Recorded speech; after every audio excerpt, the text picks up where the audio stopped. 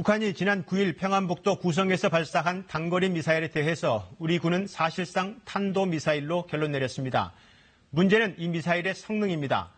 이 미사일의 궤적이 이전 미사일과 달라서 북한이 고급 유도 기술을 개발해서 적용했을 가능성도 있습니다.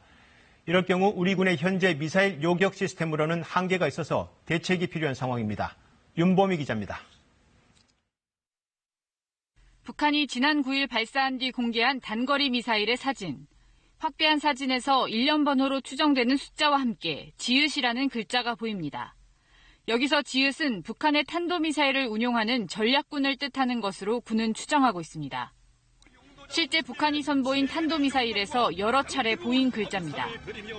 전략군 부대들이 어쨌건 열병광장을 지나가고 있습니다. 군은 여전히 분석 중이라는 입장을 밝히고 있지만 탄도미사일로 사실상 결론을 내린 것으로 파악됐습니다. 특히 북한의 신형 단거리 탄도미사일을 발전시켰을 가능성이 높은 것으로 보고 있습니다.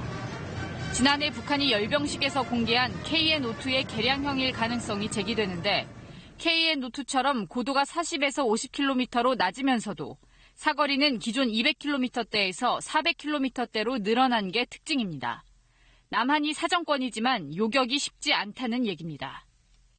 특히 군은 이번 미사일의 궤적이 포물선을 그리며 떨어지는 기존의 탄도미사일과 달랐다는 점에 주목하고 있습니다. 러시아 이스칸데르 미사일처럼 낙하 마지막 단계에서 목표물을 찾아가는 고급 유도 기술을 북한이 개발해 적용했을 가능성도 있다는 겁니다.